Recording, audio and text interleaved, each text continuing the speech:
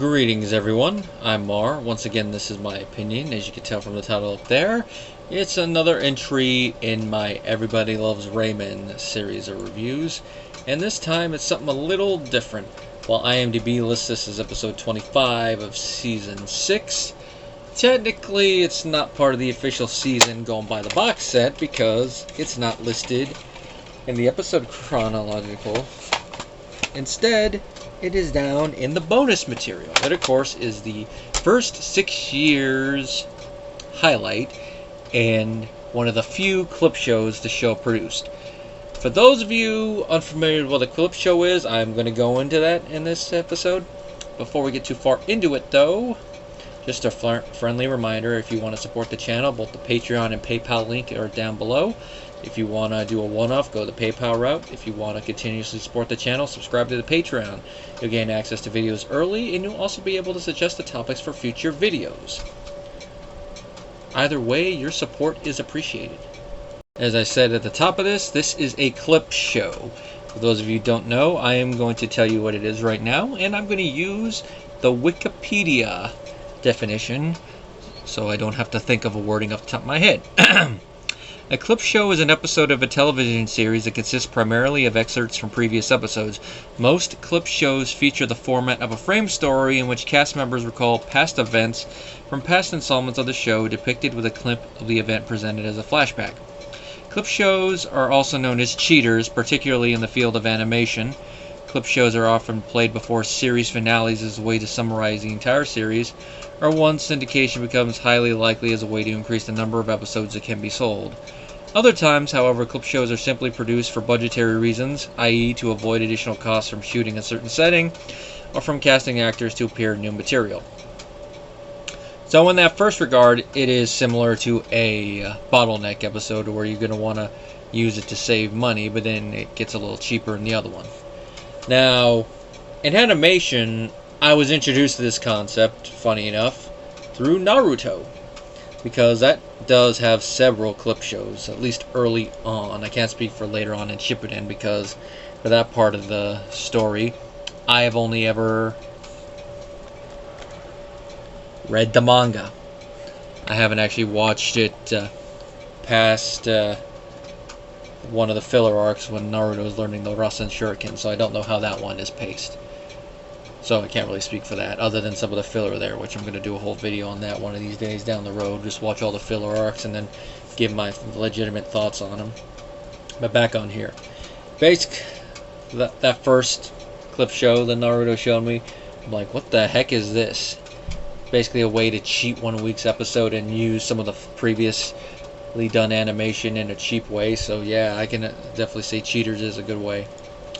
For sitcoms, considering that they're usually smaller budgeted shows, well, until recent years, but then when actors would start making more money as the show got more popular, of course that's later on, but here I'm glad Raymond decided not to do that many clip shows and decided to do one for the first 6 years.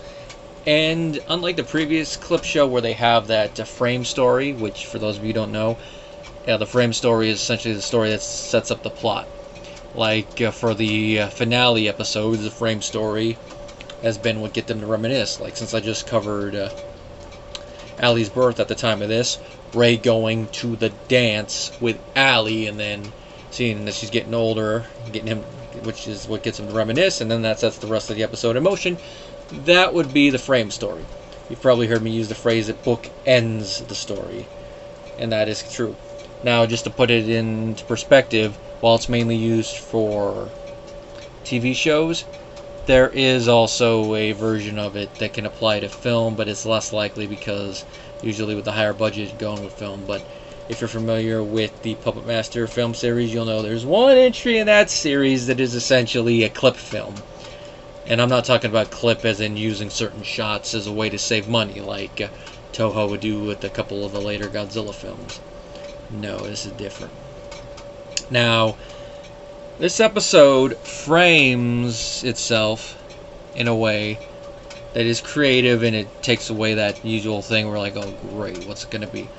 Because the framing device is that we have several famous celebrities come in here and they're interviewed about different things, and that leads into the topic they're going to cover, whether it be Frank, Marie, Deborah, Ray, Robert, and the family as a whole.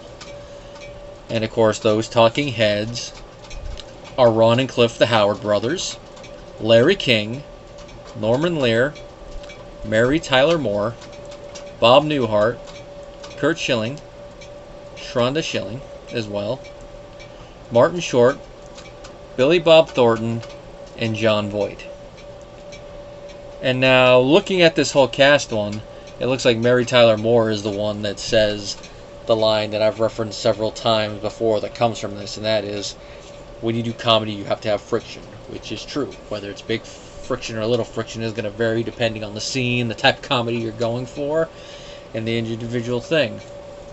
And of course, Bob Newhart has a pretty funny line about his wife telling him about a dream she had. Clint and Ron, they have a good little back and forth. They're mainly there for the brother part, where they're talking about, just do what your brother do. Why? He's kind of a nerd. And then, of course, when they go with Frank, we like it when bald guys win. I wonder why, Howards. Why do you like it when bald guys win? Billy Bob Thornton talking about his parents, how they'd fight about anything. They'd fight over a chair. Kurt and Shonda talking about weird things with their marriage, like, that's exactly what you do. John Voight, I forget off the top of my head exactly what he puts in there, but nice little insight there, even though it's only a couple lines. And it goes right into the clips of it. Now, as of the time I'm recording this, several of those clips are going to be from this season. Like, when they covered Deborah, they actually include a clip from Deborah that's going to be in the first episode of this season, Angry Family. So, since that'll probably be the one that comes up after I put this one up, it'll be interesting to talk about that one. I'll save it for that. Very interesting rant from her, and a perfect Deborah rant to begin this season with. And of course, some of the big moments that I've talked about for the previous 5 seasons pop in here, like, good girl, huh? That was my introduction to that. Of course, for Robert, you can't go along with having his first clip being, never ends for Raymond. Everybody loves Raymond. And then the whole thing with the Christmas card episode, you got a couple shots from that one in there. Am I Raymond? And then, of course, the episode where Robert starts acting black. We get that opening clip from that. Until I saw that episode, I did not know the context for that. I'm like, what the? And when I watched it, I'm like, makes a lot more sense. And then Robert's talk about marriage, which is true. You know, you go to sleep, she's there. You eat, she's there. And I know that sounds like a bad thing, but it's not. It's not when it's the right person. Very true statement from Ray about marriage, even though Frank does try to ruin it by saying he wants a minute for rebuttal. A lot of more ones. I didn't put the notes for all the ones, but a lot of the big moments that they can take out and make it into a clip is in this episode.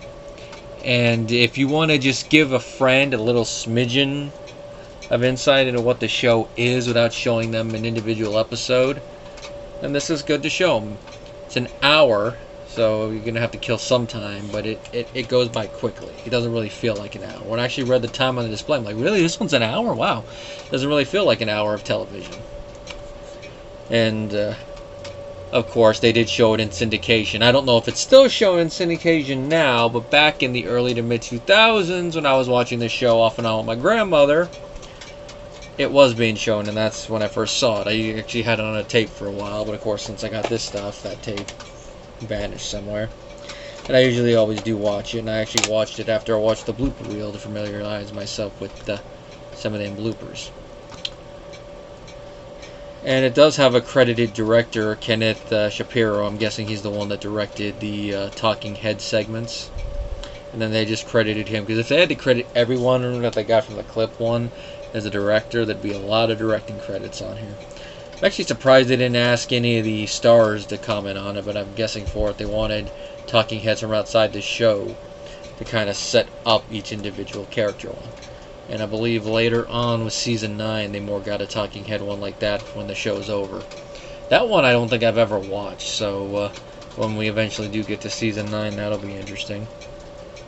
And again, most of the episodes for season 9 I don't really remember other than the finale, the opening, a couple other random episodes there, like Frank having the problem with his foot.